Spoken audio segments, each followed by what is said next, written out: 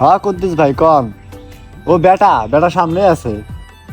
হ্যাঁ পোলা তো আমার ইঞ্জিনিয়ার পাস করছে। মনে হয় আবার ফোনে আমার বিয়ের জন্য কেউ কল করছে। না চাকরি বাকরি তো করে না।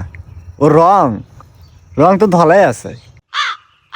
না কালা না। ওজন একদমই কম। বেশি করব।